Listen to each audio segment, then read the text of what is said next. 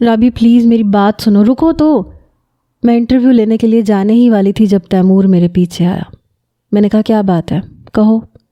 وہ شاید میرے پیچھے بھاگا بھاگا آیا تھا، اس لیے سانس بری طرح سے پھول رہا تھا۔ کہنے لگا اکیلی مت جاؤ، میں تمہارے ساتھ چلتا ہوں۔ اس کی بات سن کر اور سمجھ کر میں نے پہلے اپنی کمر پہ ہاتھ رکھا، پھر اسے تیکھی نظر سے دیکھا۔ میں نے کہا تم نے مجھے بزدل سمجھ رکھا ہے؟ کیسے جرنلسٹ ہو تم؟ مجھے ڈرپوک مت سمجھو تیمور، میں اکیلی ہی جاؤں گی۔ وہ کہنے لگا میری بات کو سمجھنے کی کوشش کرو، یہ ایک ریپ کیس ہے اور پتہ نہیں کیوں مجھے خطرے کی بو آ رہی ہے۔ میں نہیں سمجھتا کہ تمہیں اکیلے جانا چاہیے، کچھ بھی ہو سکتا ہے۔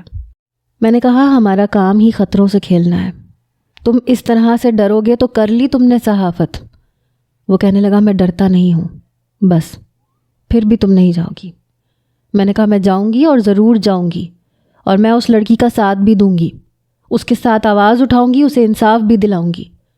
ابھی میں بات کر ہی رہی تھی جب حسن کی موٹر سائیکل بالکل میرے برابر میں آ کے کھڑی ہوئی۔ اسے دیکھ کے میرے ماتھے پہ بل پڑے۔ وہ بڑے غصے سے تیمور کو دیکھ رہا تھا، پھر اکھڑے لہجے میں مجھ سے کہنے لگا چلو موٹر سائیکل پہ بیٹھو، خالہ نے مجھے تمہیں لینے بھیجا ہے۔ میں نے کہا بھی میں ایک ضروری کام سے جا رہی ہوں اور اماں سے میں کہہ کے آئی تھی، تم جاؤ میں آ جاؤں گی۔ حسن کہنے لگا رابی مجھے بحث نہیں چاہیے، جلدی سے بائک پہ بیٹھو، میں تمہارے باپ کا نوکر نہیں ہوں جو تمہارے آنے اور جانے کا انتظار کروں، چلو چلو بیٹھو۔ حسن کا وہی بدتمیزوں والا لہجہ سن کے میں غصہ پی کے رہ گئی۔ تیمور کے سامنے میں کوئی تماشا نہیں کرنا چاہتی تھی، تیمور مجھے ہی دیکھ رہا تھا۔ میں نے کہا تیمور میں جا رہی ہوں اور انٹرویو میں کل لوں گی۔ وہ کہنے لگا اوکے تم جاؤ، کوئی مسئلہ نہیں ہے، میں خود بھی یہی چاہتا تھا کہ تم آج نہ جاؤ۔ حسن اس وقت تیمور کو یوں دیکھ رہا تھا جیسے اسے جان سے مار ڈالے گا۔ میں حسن کے پیچھے موٹر سائیکل پر بیٹھ گئی۔ میں نے کہا چلو پوچھتی ہوں جا کے اماں سے کہ تمہیں کیوں بھیجا ہے۔ بڑی تیزی سے وہ موٹر سائیکل چلا رہا تھا۔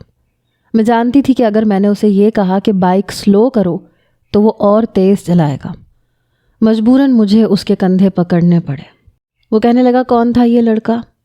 میں نے کہا تم سے مطلب، اپنے کام سے کام رکھو، میرے ہر کام میں ٹانگ مت اڑایا کرو، زہر لگتی ہے مجھے تمہاری یہ عادت۔ وہ کہنے لگا یہ میرے سوال کا جواب نہیں ہے، یہ لڑکا کون تھا، تم سے بس یہ پوچھا ہے۔ میں نے کہا میرا کلاس فیلو ہے، اور ویسے بھی جس فیلڈ میں میں ہوں وہاں میری ملاقاتیں نہ جانے کس کس سے ہوں گی، میں تمہیں ہر ایک کا نام اور پتہ نہیں بتا سکتی۔ وہ کہنے لگا تو چھوڑ دو یہ کام، مجھے ویسے بھی پسند نہیں ہے۔ میں نے کہا تو نہ ہو تمہیں پسند، میں تو کروں گی کیونکہ مجھے پسند ہے۔ وہ کہنے لگا گھر چلو، تمہارے سارے کس بل میں گھر جا کے نکالوں گا۔ میں نے کہا بہتر ہوگا کہ تم مجھ سے نہ تمیز سے بات کیا کرو۔ وہ کہنے لگا میں تو ہوں ہی صدا کا بدتمیز، اس لیے میں تو ایسی بات کروں گا۔ تم ہو نا تمیزدار، اپنی تمیز اپنے پاس رکھو، جتنا تم سے کہتا ہوں بس اتنا ہی کیا کرو۔ میں نے کہا تم ہوتے کون ہو مجھ پہ اس طرح سے روب جمانے والے؟ یہیں پہ بائک روکو، میں خود گھر چلی جاؤں گی۔ میرا یہ کہنا تھا کہ اس نے بائک کی سپیڈ اور بڑھا دی۔ میں نے کہا حسن یہ کیا بدتمیزی ہے؟ کہنے لگا میں تو ہوں ہی بدتمیز، اور بدتمیزی دکھاؤں تمہیں؟ یہ کہہ کے اس نے موٹر سائیکل کا آگے والا ٹائر ہوا میں اونچا کیا اور بے ساختہ میرے منہ سے چیخ نکلی تھی۔ میں نے بڑی زور سے اسے پکڑا تھا۔ میں نے کہا یہ کیا کر رہے ہو تم؟ مین سڑک پہ کیوں تماشا بنا رہے ہو؟ سب لوگ مجھے دیکھ رہے ہیں۔ وہ کہنے لگا میرے ساتھ دیکھ رہے ہیں نا، مجھے اچھا لگ رہا ہے۔ میں نے کہا تمہارے پاگل پن کا علاج نہ میں تائی اماں سے کرواؤں گی۔ میرا یہ کہنا تھا کہ اس نے ٹائر نیچے کیا، پھر کہنے لگا اور تمہارے پاگل پن کا علاج کرنے کے لیے میں اکیلا ہی کافی ہوں، مجھے تمہاری یہ صحافت نہیں پسند۔ میں نے کہا سیدھے ہو کے موٹر سائیکل چلاؤ۔ جیسے اس نے موٹر سائیکل گھر کے سامنے کھڑی کی، میں فوراً سے نیچے اتری اور ڈور بیل پہ میں نے ہاتھ رکھا، اور تب تک نہیں ہٹایا جب تک دروازہ نہیں کھلا۔ سامنے اماں کو دیکھ کے میں نے کہا اس مصیبت کو میرے پاس آئندہ مت بھیجیے گا، میں اکیلی بھی آ سکتی ہوں۔ یہ کہہ کے میں گھر کے اندر آ گئی۔ اماں کہنے لگی یہ کس لہجے میں بات کر رہی ہو تم؟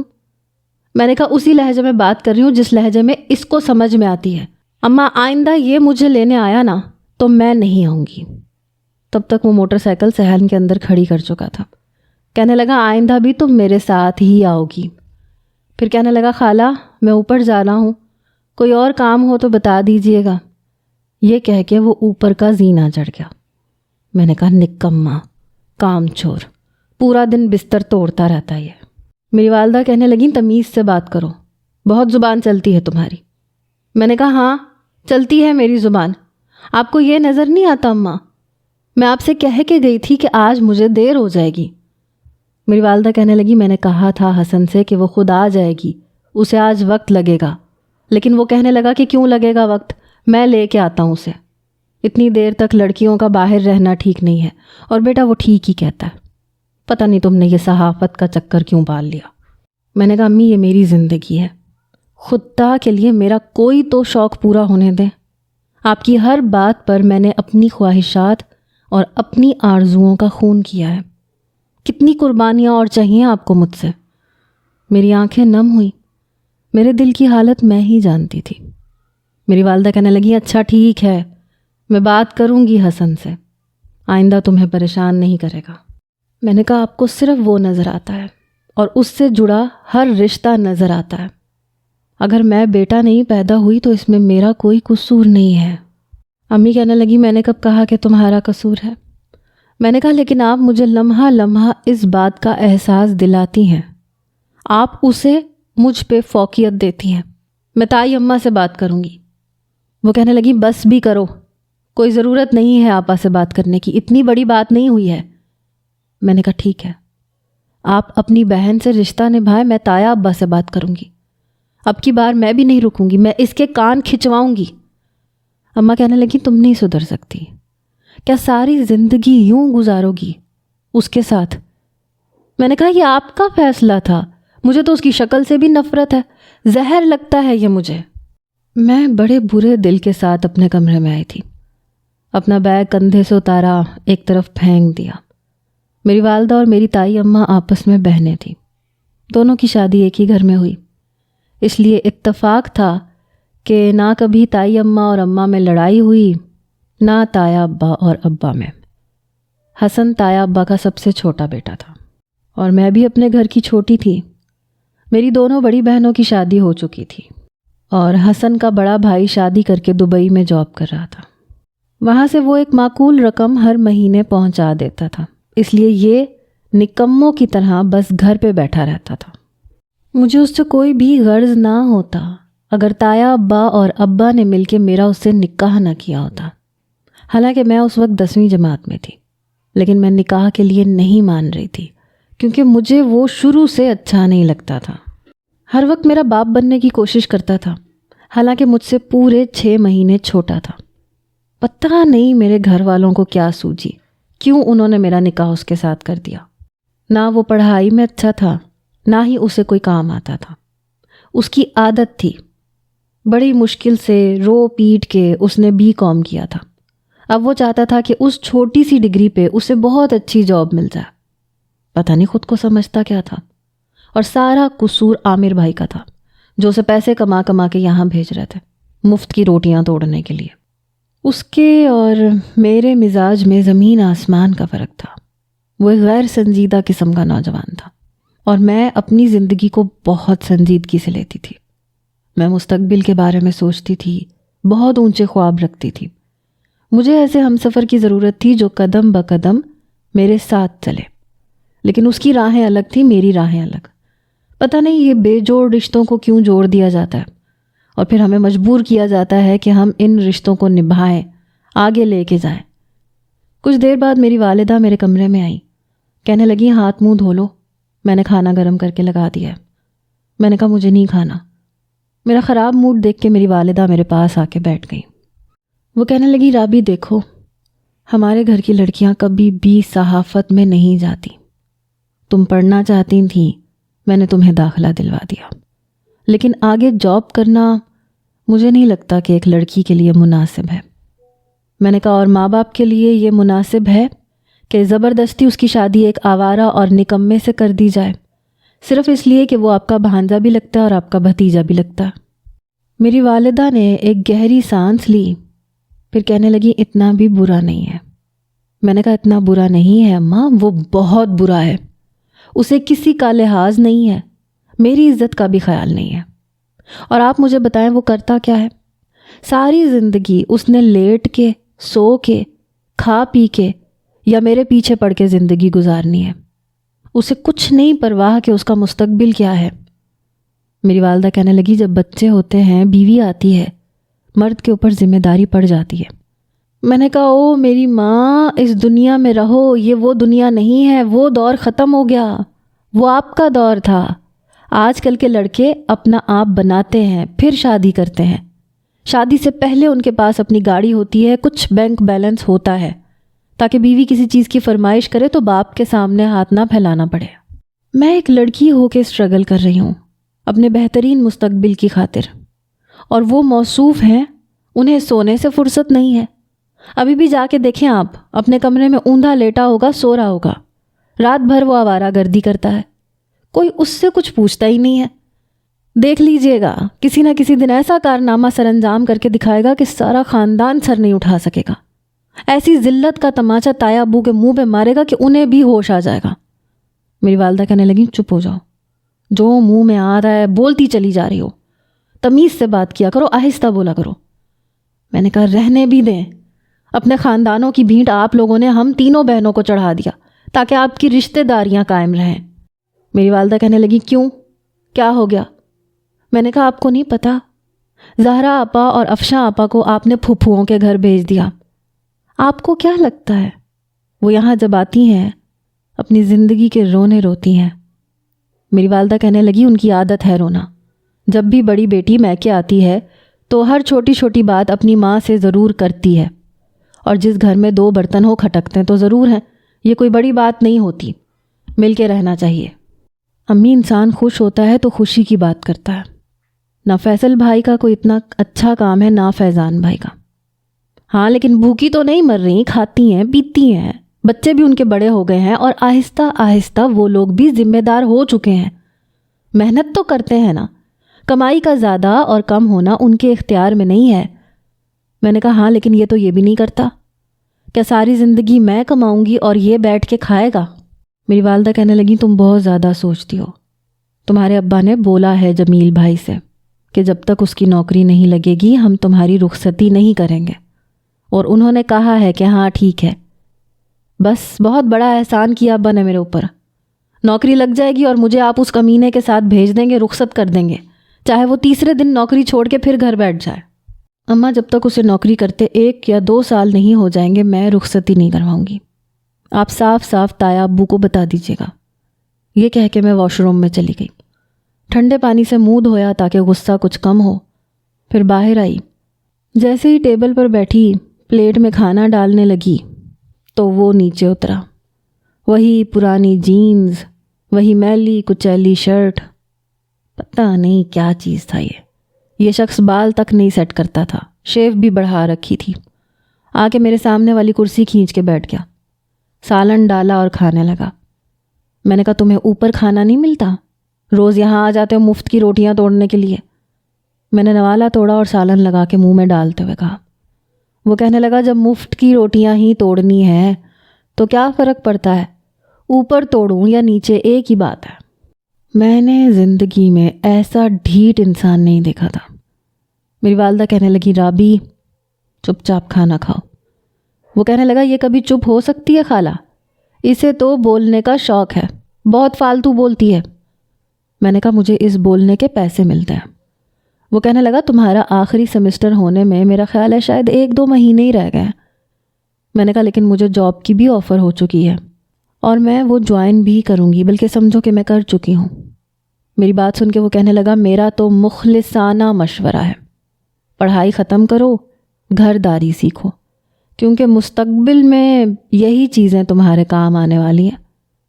میں نے کہا اپنا مشورہ اپنے پاس رکھو، اور میرے خیال سے یہ سب کام تم سیکھ لو تو زیادہ بہتر ہوگا، ویسے ہی گھر میں ایسے ہی پڑے رہتے ہو تو اچھا ہے 2-4 کام ہی سیکھ لو۔ میری بات سن کے میری والدہ کہنے لگی رابی خبردار جو ایک لفظ بھی تم نے اور کہا تو یہیں چپ ہو جاؤ۔ میں نے کھانا وہیں چھوڑ دیا۔ میں نے کہا آپ کی عادت ہے صرف مجھے چپ کروانے کی۔ یہ کہہ کے میں اٹھ کے جا چکی تھی، لیکن وہ وہیں بیٹھا کھانا کھاتا رہا۔ اگلے روز میں صبح جلدی تیار ہو گئی کیونکہ مجھے انٹرویو کے لیے شہر سے کچھ دور ایک گاؤں میں جانا تھا، تقریباً 50 کلومیٹر کا فاصلہ طے کرنا تھا، اور یہ انٹرویو میری زندگی میں بہت انقلاب لا سکتا تھا۔ میری ترقی کی طرف گامزن ہونے والا یہ میرا پہلا قدم تھا اور میں بہت پرجوش تھی۔ میں نے بس ناشتے میں 1 کپ چائے ہی پی تھی اور میں پھر فٹافٹ سے نکل گئی۔ اس سے پہلے کہ حسن اٹھتا میں چاہتی تھی کہ میں چلی جاؤں۔ جیسے ہی میں یونیورسٹی پہنچی تیمور پہلے سے ہی موجود تھا، بائک باہر ہی کھڑی کی ہوئی تھی۔ وہ کہنے لگا چلیں؟ میں نے کہا ہاں۔ جب میں اس کے پیچھے بیٹھ گئی تو کہنے لگا وہ جو لڑکا آیا تھا کل، وہ کون تھا؟ تمہارا کزن تھا؟ میں نے کہا ہاں کزن تھا۔ پھر کہنے لگا یہ وہی ہے نا جس سے تمہارا نکاح ہوا ہے؟ میں نے کہا ہاں وہی ہے۔ وہ کہنے لگا ہاں میں دیکھتے ہی پہچان گیا تھا، کافی بدتمیز قسم کا ہے، یا شاید مجھے ایسا لگا۔ میں نے کہا تمہیں نہیں، سب کو ایسی لگتا ہے کیونکہ وہ بدتمیز ہے۔ وہ کہنے لگا مجھے بڑا افسوس ہوا، تب سے میں تمہارے بارے میں ہی سوچتا رہا، مجھے نہیں لگتا کہ تم اس لڑکے کو ڈیزرو کرتی ہو۔ میں نے کہا پاکستان کی 80% لڑکیاں ایسے ہی لوگوں کے ساتھ زندگی گزار رہی ہیں جو انہیں ڈیزرو نہیں کرتے، لیکن گزار رہی ہیں۔ وہ کہنے لگا وہ تو گزار رہی ہیں لیکن تم ان میں سے نہیں ہو۔ تم دوسروں کی خاطر حق کی آواز اٹھانے کو تیار ہو، اور اپنے لیے کیا، اپنی زندگی یوں ہی گزار لوگی۔ عجیب سی بات ہے رابی۔ میں نے کہا فی الحال میرا دماغ خراب مت کرو، صبح صبح حسن کا نام لے کے میرا موڈ خراب مت کرو، بس تھوڑی سی سپیڈ تیز کرو تاکہ کام نمٹا کے میں 5 بجے واپس آ جاؤں۔ وہ کہنے لگا اچھا ٹھیک ہے، آ جائیں گے 5 بجے واپس، ویسے بھی صرف 2-3 گھنٹوں کا ہی کام ہے۔ وہ کہنے لگا لیکن تم پہلا ہی کام بہت خطرناک کر رہی ہو۔ میں نے کہا پہلی بار کروں یا پھر چوتھی 5ویں بار، کرنا تو ہے۔ تمہیں پتہ ہے اس لڑکی کی خاطر آواز اٹھانے والا کوئی نہیں ہے، بہت رو رہی تھی وہ۔ تیمور تم نے اس کے آنسو نہیں دیکھے، تم اس کی تکلیف کو سمجھ نہیں سکتے، میں سمجھ سکتی ہوں کہ وہ کس کیفیت سے گزر رہی ہے۔ زرینہ کا چہرہ میری آنکھوں میں آتے ہی میری آنکھیں نم ہو گئی تھیں۔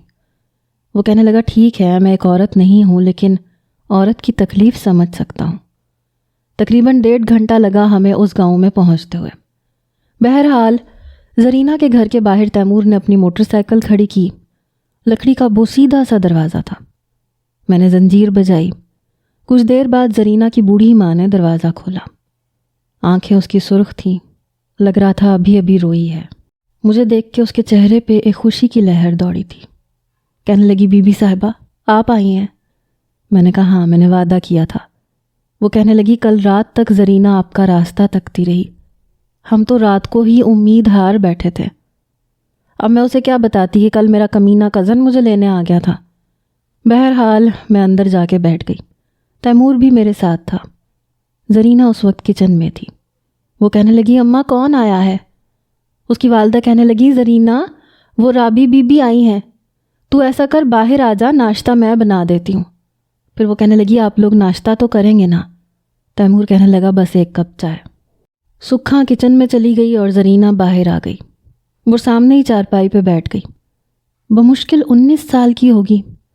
وہ کہنے لگی بی بی آپ میرے لیے کیا کر سکتی ہیں؟ میں نے کہا میں پوری کوشش کروں گی تمہیں انصاف دلاؤں۔ وہ کہنے لگی ہمارے یہاں جرگے کے فیصلے چلتے ہیں اور نہایت غلط فیصلے کیے جاتے ہیں، میں بھی اسی فیصلے کی بھینٹ چڑھی ہوں۔ میں نے کہا تم مجھے ایک ایک بات کھل کے بتاؤ۔ پہلی ملاقات تو میری تم سے سرسری سی ہوئی تھی، میں بس اس کیس کے بارے میں اتنا ہی جانتی ہوں جتنا ایک عام انسان جانتا ہے جس نے بھی یہ خبر سنی ہے، لیکن مجھے یہ بات بہت اچھی لگی کہ تم نے ظلم کے خلاف اپنی زبان کو بند نہیں کیا بلکہ آواز اٹھانے کی کوشش کی ہے، اور اگر ایسی کوشش تم جیسی لڑکیاں کریں گی تبھی تو انقلاب آئے گا، سنوائی ہوگی۔ وہ کہنے لگی کہاں بی بی جی، سنوائی ہی تو نہیں ہوتی۔ میں نے کہا تم کہو تو، تم مجھے بتاؤ۔ وہ کہنے لگی میرا دور کا کزن تھا جی، وہ میری والدہ کی خالہ زاد کا بیٹا تھا۔ میری والدہ کی کزن کی ڈیتھ ہو گئی، وہ لڑکا بالکل بے سہارا اور یتیم ہو گیا۔ اس کے باپ نے دوسری شادی کر لی۔ میری ماں کو اس پہ ترس آیا۔ میرا کوئی بھائی بھی نہیں تھا، اسی لیے اماں اسے گھر لے آئی، لیکن وہ گلیوں میں کھیل کے، آوارہ لڑکوں کے ساتھ مل کے نشہ کرنے لگا حالانکہ اماں نے اسے بہت روکنا چاہا، سدھارنا چاہا، لیکن نہیں، وہ باز نہیں آیا۔ پھر جوا کھیلنے لگا، نشہ کرنے لگا، پھر اس نے نمبردار کی بیٹی کے ساتھ زیادتی کی اور بھاگ گیا۔ ہمیں اس بات کا بہت دکھ تھا، بہت افسوس تھا، اور ہم نے کہا تھا کہ بے شک اسے ڈھونڈ کے جیل میں ڈال دیں، پولیس کے حوالے کر دیں یا اسے سزا دے دیں۔ اسے سزا ہونی چاہیے کیونکہ اس نے غلط کام کیا ہے، لیکن مظلوم کی کون سنتا ہے؟ یہ کہتے ہوئے زرینہ کی آنکھوں سے آنسو بہہ رہے تھے۔ وہ کہنے لگی، ہم تک یہ پیغام پہنچایا گیا کہ جرگے نے بلایا ہے۔ میں اور اماں جرگے میں چلے گئے۔ میرا باپ تو تھا ہی نہیں، نہ کوئی مرد تھا ہمارے گھر میں۔ میں اور میری ماں لوگوں کے کپڑے سلائی کر کے گزر بسر کرتے تھے۔ بہرحال ہم جرگے میں چلے گئے۔ مجھے لگا تھا کہ وہ ہم سے پوچھیں گے کہ کمال کدھر ہے، اور ہم صاف کہہ دیں گے کہ ہمیں نہیں پتہ، اور اگر وہ ملے تو بے شک اسے سزا دی جائے۔ ہمیں کوئی اعتراض نہیں ہوگا کیونکہ اس نے غلط کیا تھا۔ جیسے ہی میں اور میری ماں جرگے میں گئے، وہاں اس وقت 7 سے 8 مرد موجود تھے اور کوئی خاتون نہیں تھی، صرف ہم دونوں تھیں۔ میری ماں نے سب سے کہہ دیا کہ آپ کو جہاں بھی کمالہ ملے آپ جو چاہے سزا دے دیں۔ ہمیں خود افسوس ہے کہ اس نے یہ کام کیا ہے، لیکن مخالفت میں بیٹھے نمبردار اور اس کے بیٹے بہت اشتعال میں تھے۔ وہ کہنے لگے، نہ جی نہ، ایسا نہیں ہوگا، انصاف ہوگا، زمین کا بدلہ زمین، خون کا بدلہ خون، اور عزت کا بدلہ عزت۔ یہ بات سن کے میری ماں نے کہا کہ وہ میرا سگا بیٹا نہیں تھا، میری دور کی بہن کا بیٹا تھا، یتیم تھا، تو میں ترس کھا کے لے آئی تھی۔ دیکھیں، ہم ماں بیٹی کا کوئی قصور نہیں ہے، ہم آپ کو تو منع نہیں کر رہے، آپ کو جہاں کمالہ ملے آپ جو چاہے سزا دے دیں۔ لیکن نمبردار کے دونوں بیٹے کھڑے ہو گئے۔ وہ کہنے لگے، نہیں، ہمیں عزت کا بدلہ عزت چاہیے۔ لڑکا تمہارے گھر میں رہتا تھا، تمہارے گھر کا کھاتا تھا، اور یہ سب کچھ تمہارے گھر سے ہوا ہے، اس لیے عزت کا بدلہ عزت ہے۔ اور سامنے بیٹھا جرگے کا سرپنچ چپ تھا، وہ ماتھے پہ بل ڈالے ہوئے تھا۔ میری والدہ کہنے لگیں کہ آپ کچھ بولیں، انصاف کریں، میری بیٹی کا کوئی قصور نہیں ہے، لیکن انہوں نے جرگے کا دروازہ بند کر دیا۔ اس وقت وہاں پہ 8 یا 9 مرد تھے، گاؤں کا سرپنچ بھی وہاں موجود تھا۔ سرپنچ کہنے لگا کہ عزت کا بدلہ تو عزت ہی ہوگا، اور انصاف یہیں جرگے میں ہوگا۔ زرینہ کی آنکھوں سے آنسو بہنے لگے۔ وہ کہنے لگی، رابی بی بی، نمبردار اور اس کے دونوں بیٹوں نے میرے ساتھ اجتماعی زیادتی کی اور باقی سب تماشائی بنے رہے۔ میری ماں روتی رہی، گڑ گڑاتی رہی۔ 2 مردوں نے اس کے بازوؤں کو پکڑ رکھا تھا۔ مجھے سب کے سامنے بے آبرو کیا گیا، میری عزت کی دھجیاں اڑائی گئیں، اور سب نے یہ تماشا اپنی آنکھوں سے دیکھا۔ کسی کا دل نہیں دہلا۔ میری سسکیاں، میری چیخو پکار پورے گاؤں نے سنی تھی۔ کوئی مرد کا بچہ نہیں آیا۔ مجھے اس گناہ کی سزا دی گئی جو میں نے کیا ہی نہیں۔ میں نے کب کہا تھا کہ کمالے نے ٹھیک کیا ہے؟ اس نے غلط کیا تھا، اسے سزا ملنی چاہیے تھی۔ میری ماں نے نیکی کی اور اسے برائی ملی۔ ہماری عزت کے ساتھ کھلواڑ کر کے مجھے برباد کیا گیا، اور یہ تماشا سب نے دیکھا، اور سب کو یہ لگا کہ میں چپ ہو جاؤں گی۔ لیکن میں اپنی اس بری حالت میں بھی سیدھی پولیس تھانے گئی اپنی ماں کے ساتھ کہ میرا DNA چیک کروایا جائے، میرے ساتھ زیادتی ہوئی ہے، میں اپنے خلاف ہونے والے ظلم پہ انصاف چاہتی ہوں۔ لیکن پولیس والوں نے پرچہ نہیں کاٹا۔ وہ کہنے لگے، جاؤ جاؤ یہاں سے، اپنا منہ بند رکھو، تمہارے ساتھ ہی انصاف ہی ہوا ہے، جو کچھ تمہارے بھائی نے کیا ہے وہ تمہارے ساتھ ہو گیا۔ میں نے کہا، نمبردار کی بیٹی کے ساتھ 3 لوگوں نے اجتماعی زیادتی نہیں کی، اسے سب کے سامنے بے حجاب اور بے آبرو نہیں کیا۔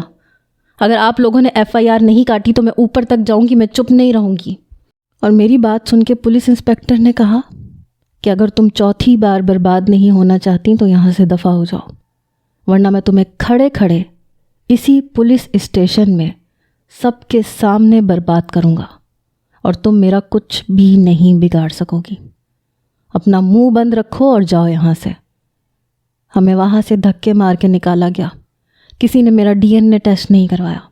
میں شہر تک گئی اپنا ٹیسٹ کروانے کے لیے، لیکن جیسے ہی میں نے اپنا کیس بتایا، लेडी डॉक्टर्स ने मना कर दिया, कई अस्पतालों में धक्के खाए, लेकिन कोई नहीं था जिसने मेरा साथ दिया हो। हम माँ बेटी रोते धोते वापस आ गए। फिर पता चला कि उन लोगों को कमाल मिल गया था और उन लोगों ने उसे भी जान से मार के फेंक दिया। बदला तो उन्होंने कमाल से ले लिया, लेकिन मेरी बर्बादी का इंसाफ मुझे क्यों नहीं दिया गया? मेरा क्या कसूर था? मैंने बहुत आवाज़ उठाई, लेकिन मेरी आवाज़ को हमेशा दबाया गया। फिर मैंने आपको देखा, तब मैं शहर ही गई हुई थी किसी काम से, जब आप मुझे नज़र आई, औरतों के हक में हाथों में झंडे उठाए हुए। मुझे लगा शायद मुझे यहाँ से इंसाफ मिल जाएगा। तभी मैंने आपको अपना नंबर दिया था और फिर मैंने आपसे मुलाकात के लिए कहा। कल मैं पूरा दिन आपका इंतज़ार करती रही। शाम तक बार बार दरवाजे पे देखती थी कि कब ये खटकेगा, कब कोई मसीहा मेरे लिए आएगा, लेकिन कोई नहीं आया। मैं मायूस हो गई थी, लेकिन आज आपको देख के एक उम्मीद जागी है। राबी बीबी, आप पीछे तो नहीं हटेंगी ना? मेरी आंखों से आंसू बह रहे थे। तैमूर ने भी अपनी आंखें साफ की। बेशक हम सहाफ़त जैसे पेशे से ताल्लुक़ रखते थे, लेकिन थे तो इंसान।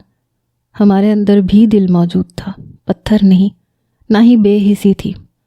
मैंने कहा कि मैं अपनी पूरी कोशिश करूँगी, लेकिन तुम्हें भी साबित कदम रहना पड़ेगा। वो कहने लगी, रहूँगी जी, चाहे मेरी जान चली जाए, लेकिन ज़रीना अपने कदम से पीछे नहीं हटेगी। मैंने कहा, शाबाश, बस यही जज्बा तुम्हें रखना है। मैंने तैमूर से कहा, तुम कह रहे थे ना तुम्हारे भाई का कोई दोस्त इंस्पेक्टर है, तुम बात करो। वो कहने लगा, हाँ मैं बात करता हूँ। फिर ज़रीना से कहने लगा, आप लोग कल लाहौर आ जाइएगा, FIR कट जाएगी। वो कहने लगी, बहुत शुक्रिया भाई आपका। हमें सुबह से दोपहर हो चुकी थी। सुखा ने हमें खाना खाए बगैर नहीं जाने दिया। जब मैं वापस आ रही थी तो तैमूर कहने लगा, तो मैं तुम्हारे घर छोड़ दूँ? मैंने कहा, नहीं, खुदा के लिए तुम मुझे मेरे घर मत छोड़ना। अगर हसन ने देख लिया तो बहुत तमाशा लगाएगा। तुम बस यूनिवर्सिटी छोड़ दो, मैं चली जाऊंगी। मैं ज़रीना का सारा बयान एक वीडियो की सूरत में बना चुकी थी और उसी वीडियो में चंद और लोगों के भी बयानात लिए थे जो डरते डरते बयान दे रहे थे। मुझे अगले रोज़ फिर उसी गांव में आना था। ज़रीना की FIR कटने के बाद और वहाँ जाकर जिरगे के सरपंच से बात करनी थी मुझे। तैमूर ने मुझे यूनिवर्सिटी में छोड़ा, वहीं से मैंने बस पकड़ी, मैं घर आ गई। अगले रोज़ मेरी और तैमूर की कोशिश की वजह से ज़रीना की FIR काट दी गई और उसी पुलिस मोबाइल के साथ हम लोग भी गांव रवाना हो गए।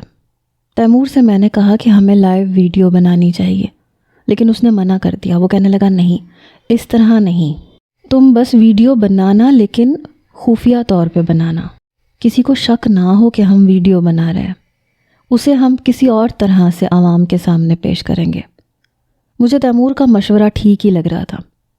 पुलिस के साथ हम लोग जिरगे में पहुंचे। वहाँ का सरपंच हमें देख के पहले तो घबरा गया, फिर साफ मुकर गया कि उसके जिरगे में ऐसा कुछ हुआ ही नहीं है। वो कहने लगा, आप लोग जिससे मर्जी पूछ लें। मैंने कहा, क्यों नहीं हुआ? उसकी चीखें सारे गांव ने सुनी है। नंबरदार और उसके बेटों को भी बुलाया गया, लेकिन वो भी असरो रसूख रखते थे। वो कहने लगे, सबूत लेके आओ बीबी, हमारे खिलाफ सबूत लाओ।